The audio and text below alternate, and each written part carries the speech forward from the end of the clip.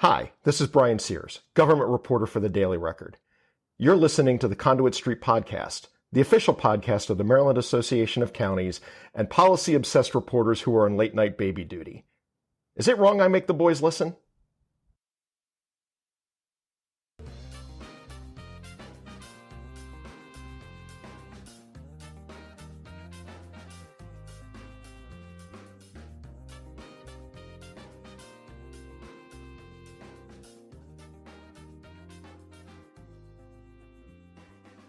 Hello and welcome to the Conduit Street Podcast. Kevin Kinnally here with Michael Sanderson. Michael, it is January 10th. It's a Tuesday. Session begins January 11th. Tomorrow, a Wednesday. Here we are recording the podcast. We have some stuff to get into. The theme being new session, new faces, a lot of stuff going on, a lot of changes here in Annapolis. Michael, we just got back from the winter conference. I hope you're recovered. We'll get into that too, but how are things going for you today? Doing fine.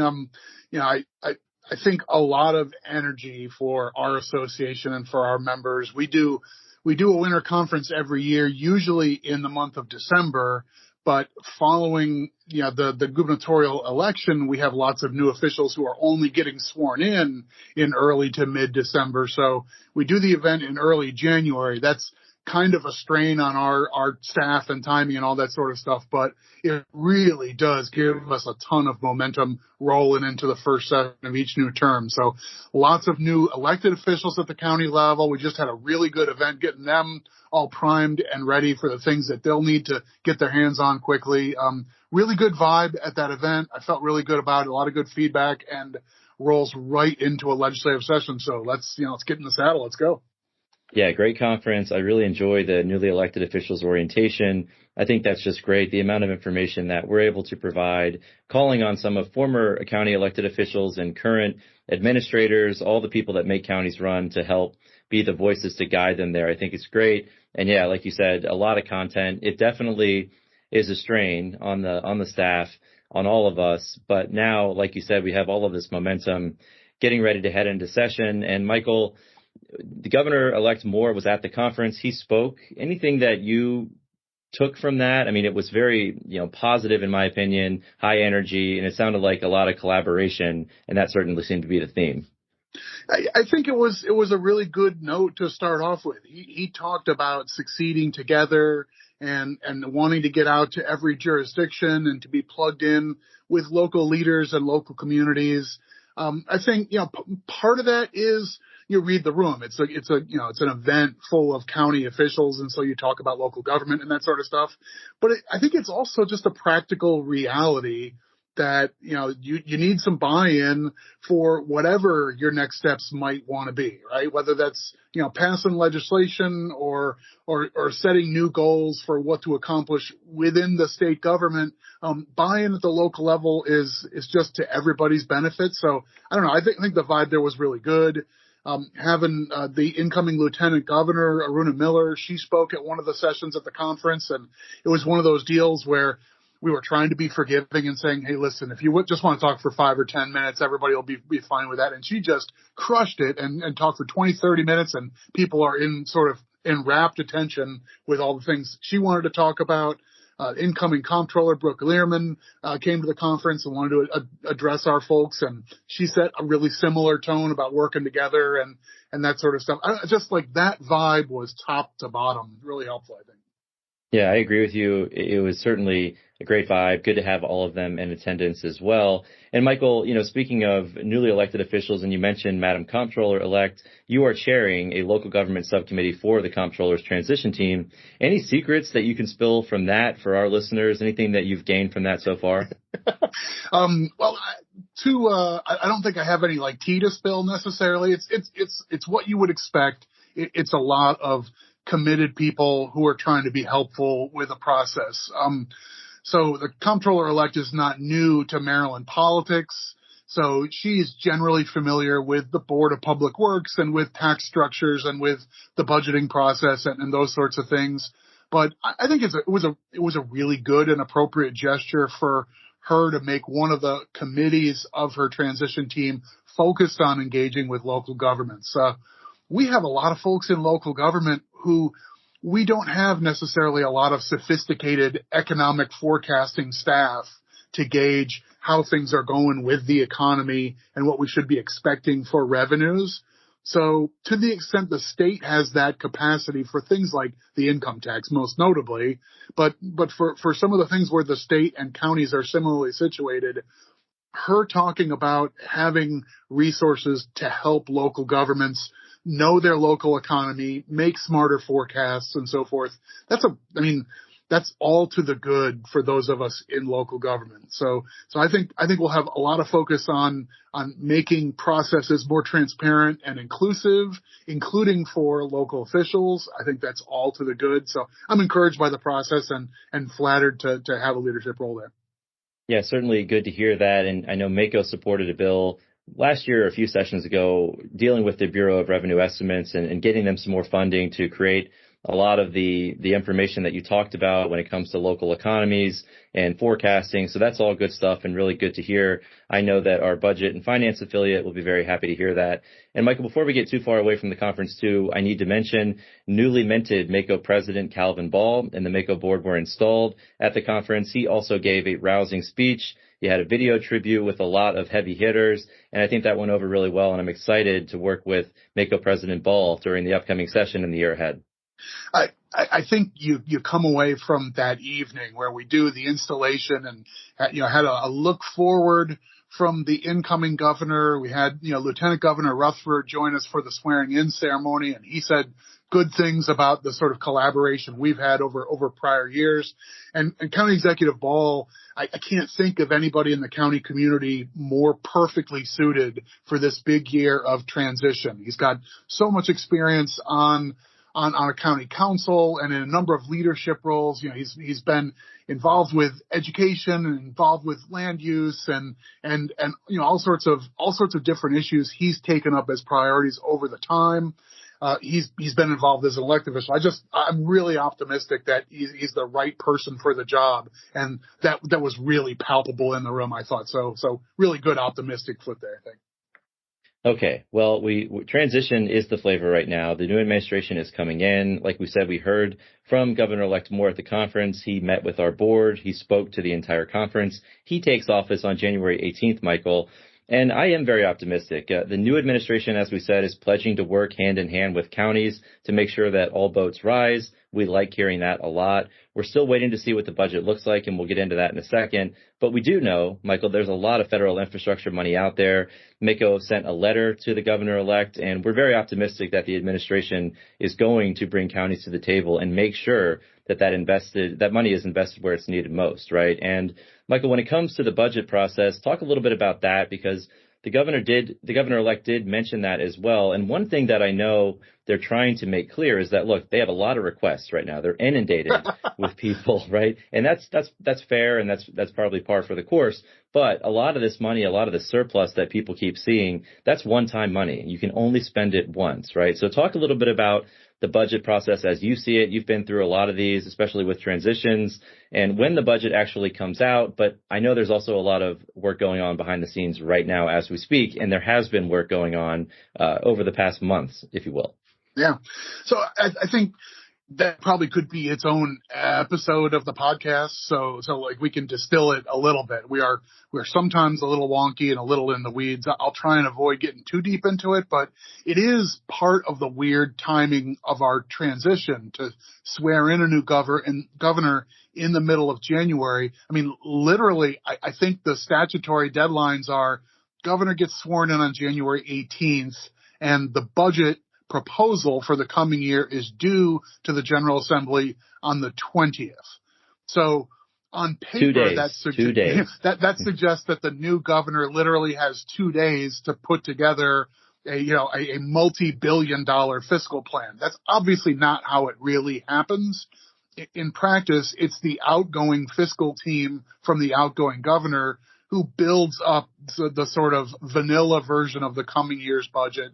I'm sure there's some unofficial collaboration with the incoming administration about specific priorities or questions about how to handle certain things and whatnot. I mean, that sort of stuff happens. But the budget itself has basically been in the hands of the General Assembly staff. At the staff-to-staff level, you need time for analysts to start going through the proposed budget for their agencies in time for budget hearings that are going to start within 2 weeks. So this process the gears are already turning. I've told a number of audiences that what we'll see for this coming year will kind of be a Hogan budget with a little bit of more flavor, more with 2 O's, right? So I think there's an opportunity for the incoming administration to add some things and sprinkle some of their priorities on top, whether they're embedded in the original budget proposal or whether they show up as supplemental items or whatnot. We'll see. But I think, you mentioned the circumstance we're in that doesn't connect to this being a transition year. Just close out last fiscal year with a couple $2 billion in the sock of basically one-time money. No one's exactly sure the status of our current economy. Maybe our regular listeners are bored of hearing me say this, but I still feel like it's a massive unknown how much of the revenue that led to a temporary surplus, how much of that revenue is permanent and is just going to bake into future forecasts. Since you don't really know that, treating a lot of this money as one time means, okay, maybe you can go out and build a building with cash rather than float bonds. Or maybe you can do incentives for employees on a temporary basis that doesn't make a permanent commitment. But that's different from let's launch a new program or let's hire 600 new people to fill vacant positions or other things that have ongoing commitments of costs and so forth. So, like you said, there's one-time money there. The number of mouths potentially to feed, the birds in the nest are multitudinous. I'm trying to remember, what we heard in and around the conference from the governor-elect and from others, but I think there's already multiple billions of dollars in requests to the state government just from non-government actors, just from nonprofits and social organizations and so forth. Not saying spend money on a state agency, but hey, we have a project here, we have a building, we could use some capital funds and so forth. The state engages in that kind of stuff, but all that money's spoken for more than once over just by sort of third-party actors before you even get into the needs of the state agencies and various things that are funded through formulas and whatnot. So it's, that's a challenge for whomever was going to be governor following a surplus year, but with a new governor, maybe even more so. No doubt about it. And it's funny, you talk about the third-party actors, and I'm used to seeing, hey, if we could just get $5 million, that would be fantastic. We could do a lot of good things. Now it's like, well, we'll take $100 million, right? Yeah, sure. The tides have shifted, and everybody sees that giant number, the surplus. And again, I think, you have to tamp down some expectations there, but certainly a lot of requests in the hopper, and we'll have to see how all that shakes out. And Michael, of course, we have a new Attorney General and Comptroller. We've already mentioned Brooke Learman, Madam Comptroller. Also, a new Attorney General, Anthony Brown, former congressman, is taking the reins. Anything to brace there? Anything to brace for there, Michael, in terms of what you're seeing so far? Again, you've been on the Comptroller's transition team, but how about the Attorney General? What are we hearing on that end? I think it's possible. We're still in the rollout phase for police oversight changes. The big legislation in 2021, a lot of those pieces were just sort of being implemented this past year, and first reports coming due. So we'll probably see some attention on that front. And I think the incoming Attorney General, actually, I guess now new Attorney General, who's already been sworn in, he may have an opportunity to say we need to make some tweaks and nips and tucks here and there, maybe on some of these issues like independent investigation and prosecution when there are injuries or deaths involving police officers. That sort of euphemistic category of circumstances is one of the things the General Assembly tried to change the laws for. I think maybe that'll be up for some refinement this year. We'll see what else happens on that front, but I would expect, the Attorney General, as a former legislator himself, a former lieutenant governor, and having been in the congressional legislative process, is familiar with all these processes, and none of these ideas are going to be brand new to him. He didn't, just just arrived in Maryland last week. He's been around the track a number of times, so he can hit the ground running and maybe have some ideas either for the legislature or for just procedures within his office and how to go about prosecutions and consumer protection, all the things that the AG does. Yeah, no doubt about it. I think that is a wise statement there. He's been around the block. He understands, and good relationship with counties. He knows all the players. So that's optimistic in my mind as well. And of course, Michael, going to the General Assembly now, we have a lot of new members, big changes there too. We just saw committee assignments in the House came out last week. We know the Senate has sort of set their committees as well. But, Michael, we're still expecting maybe a few more General Assembly members to take roles in the administration. We just saw another one today on January 10th, as right before we recorded. Senator Susan Lee is set to become Maryland's first Asian Secretary of State. So happy for Senator Lee, but a lot more changes, Michael, in terms of new faces and potentially some shifts to the administration ahead. And so when we talk about the General Assembly too, Senator Penske, he longtime chair of what was Education, Health, and Environmental Affairs. That committee now is changing. They have a different jurisdiction. Some people are calling it Triple E, EEE. Senator Kagan, who is big on elections and many other issues, she's calling it EEEE. She's adding elections as the other E there. So a new committee chair after a longtime committee chair in that committee. We have a new committee chair in finance. So, Michael, a lot of moving parts in the Senate, but that also leaves seats to fill. And talk a little bit about that, because that can be tricky. Yeah, so this does tend to happen when there's a new administration, when the executive branch is looking for leadership and looking for people who have knowledge and familiarity to take on a leadership role in one area or another. It turns out the legislature is pretty fertile ground to find people who have focused on a subject matter or done sort of the budget oversight for a particular area. They become familiar with the leaders in the state agency, or they start having a vision for how the agency could work better. A lot of them are well suited to take on a role in the executive branch, and that's a pretty common thing. So you've already seen, like you mentioned, Senator Penske taking a role with the Energy Administration, and my guess is that we will see the Maryland Energy Administration take on a footprint that's bigger than it has been in the past. That would be my guess, is that Senator Penske's vision for what a state energy leader could look like might be broader and more ambitious than what we've seen in the past. But for the General Assembly, that means you've got a vacancy in the Maryland Senate. A lot of times, because the Senate, the legislative districts are effectively one senator accompanied with 3 delegates, either running at large or in sub-districts. But typically, the most common way to replace a Senate seat is by elevating an existing member of the House delegation from the same district. So, but then that leaves you a vacancy in the House of Delegates, whether that's somebody who has sought that office before or somebody who's involved and familiar to the local party committee. So the Central Committee makes those selections and recommends them to the governor to fill those seats. Anyway, the details TBA, but there's still a few pieces left to fall into place, and that Prince George's Senate seat, chief among them, right?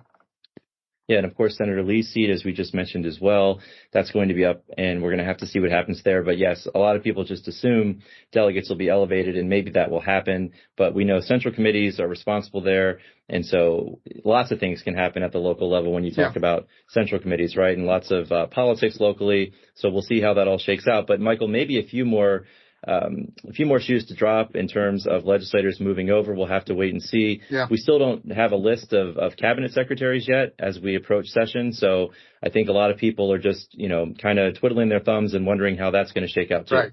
Yeah. And those are the kinds of jobs that could be very alluring for a legislator, even someone in leadership, to say, well, if I have an opportunity to be the leader of an agency that does a bunch of the services that I've been writing bills about and I've been working passionately about, I'd love to step in and be, the state secretary of aging or veterans affairs or natural resources or other areas like that. Some of those are an opportunity to make a big difference, and wouldn't be a surprise if we saw maybe, 2 or 3 more members of the legislature show up in leadership roles in new administration.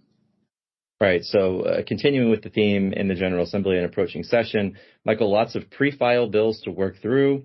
We saw a lot of this amid the pandemic. There have always been pre-filed bills. There's always been a process for legislators to get their bills in early, but particularly amid the COVID pandemic, we saw a lot of pre-filed bills, and the legislature got bill hearings going like right away when session started, and that's not normal. Usually you have some downtime. Committees have to get their acts together. They hear briefings from different agencies and groups. So it doesn't look like this year they will be jumping right into bill hearings like the previous few years.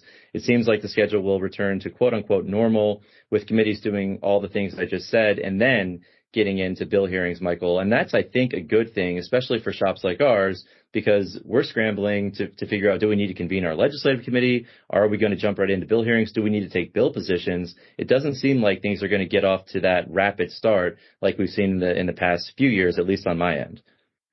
Yeah, I think that's the right read. So I think that's kind of where we are. The giant load, the big pressure for legislators to put in your bills early.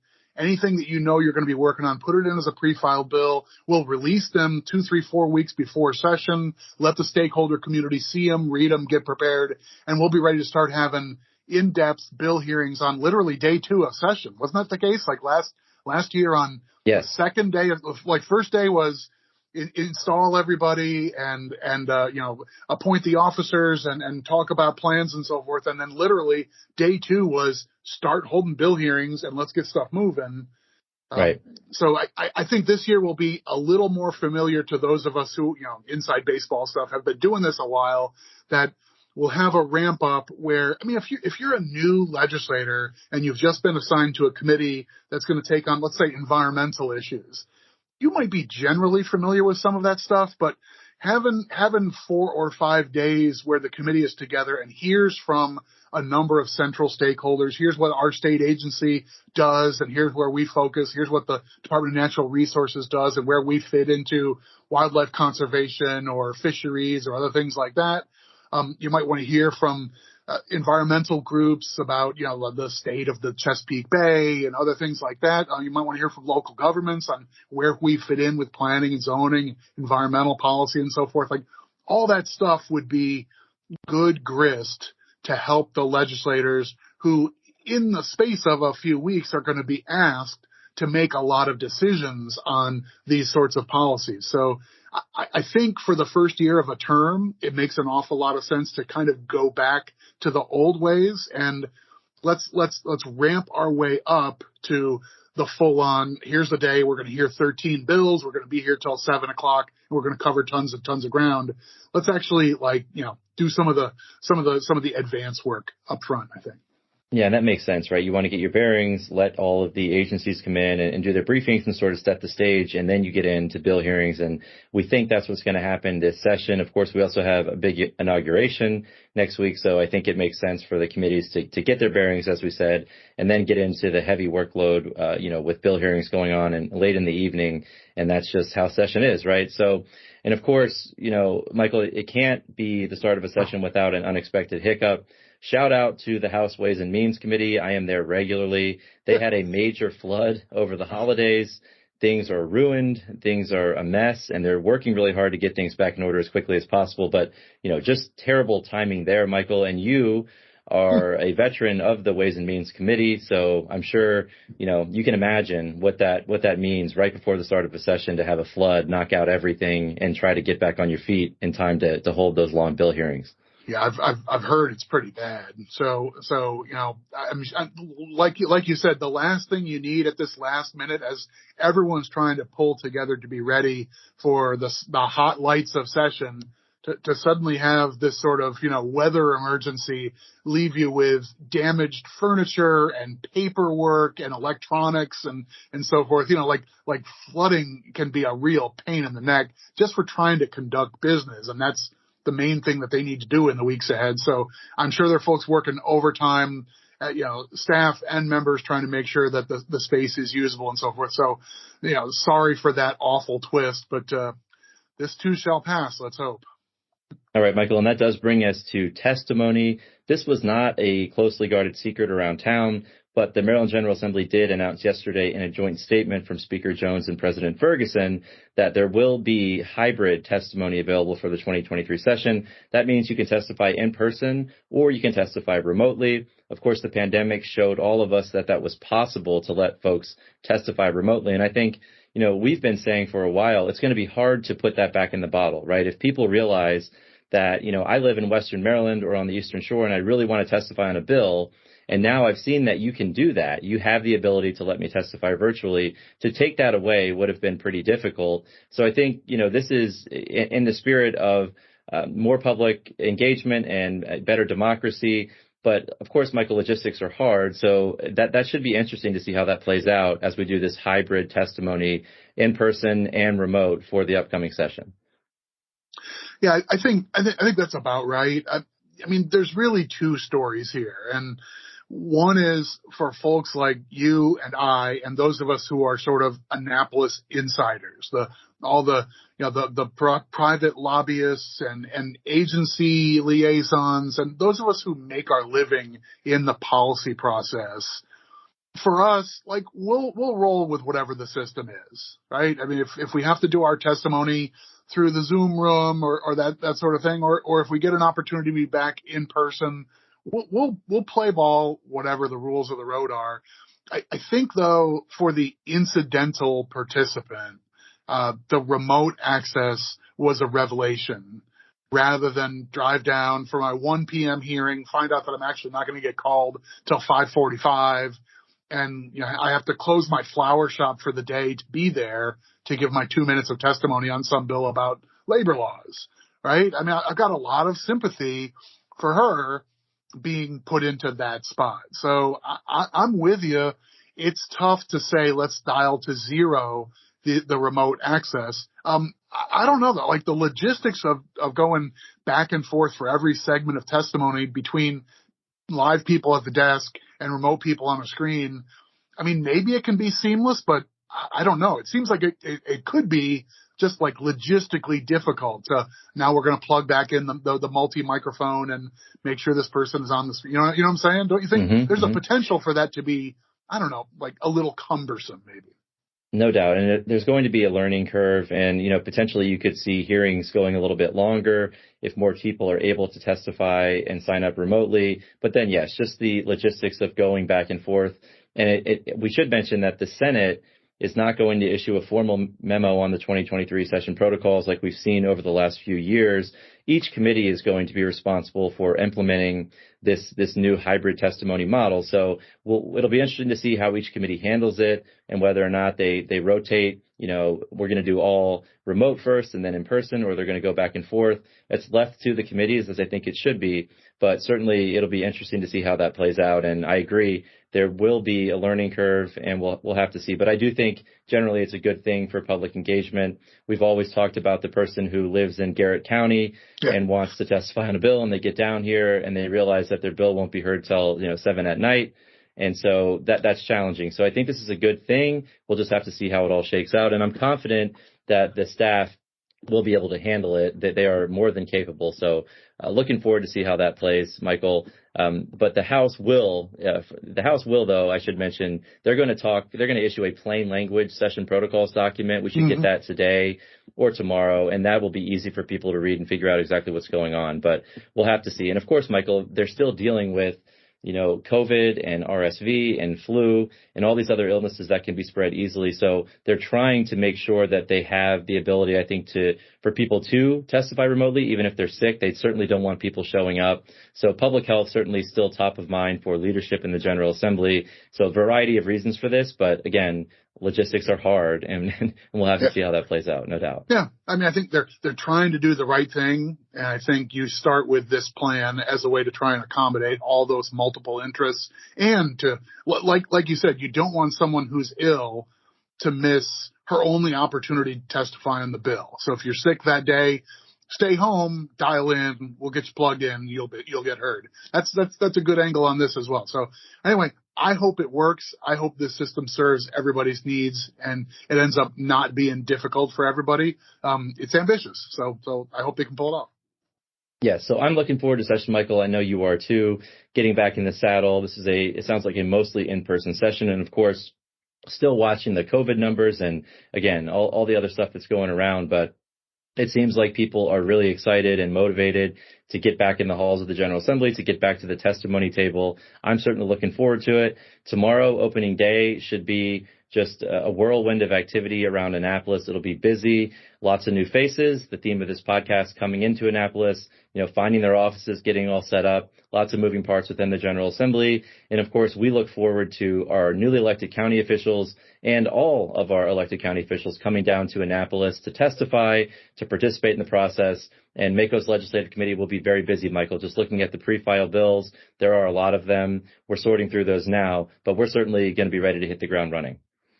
Yeah, and we're gonna keep up with this through the legislative session. So even though it's a busy time, we'll keep dropping podcasts on Fridays with a perspective on things that just landed throughout the week or stuff that we see that's interesting coming up. We're kind of, both of us have been through this cycle enough times that we're sort of aware of the ebb and flow of what things are going on. We're going to get buried with new testimony a little bit after the filing deadlines.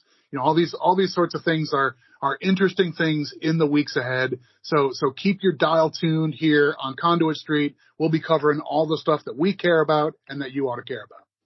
And we might even get some Conduit Street After Dark content, Michael, because as you said, the ebbs and flows of session, sometimes we have to record these in the evenings, late at night, in the midst of session. And our listeners seem to really like the After Dark segments. You get Michael Sanderson. He's tired. He's just come out of a long day. He's going to tell you how he feels. Maybe we'll get some of that too. Yeah, we have to put like the language advisory up front that, if you're offended by rough language, you might want to skip this episode, right? The trigger warning sort of thing. Yeah, we don't want to get in trouble. Certainly don't want to get in trouble. So, all right, Michael, I think we can wrap it up there. A lot of work to do as we prepare for tomorrow and for session. Any closing thoughts from you on the session ahead and just sort of looking forward to the year ahead? Happy New Year, by the way, to all of our listeners, right? Yeah, Happy New Year to our listeners. And if this is your first time listening, welcome aboard. We want this to be worth your while. There's never been a session with as much change in the air as the one we're about to come into. So even dinosaurs like me who have been doing this for cycle after cycle after cycle, there's an awful lot to look forward to here. Opportunity more than threat. So there's upside here. Build new relationships. Let's make all this stuff work. Let's go, man. Well said, and we will leave it there for today. Of course, if you enjoy the podcast, please go ahead and subscribe. That way, all of these episodes will be sent directly to the device of your choice. You can also follow along on social media, Facebook, Twitter, and then, of course, you should read our Conduit Street blog. But for Michael Sanderson and our wonderful producer, Victoria Moss, this is Kevin Kinnally signing off, and we will talk to you soon.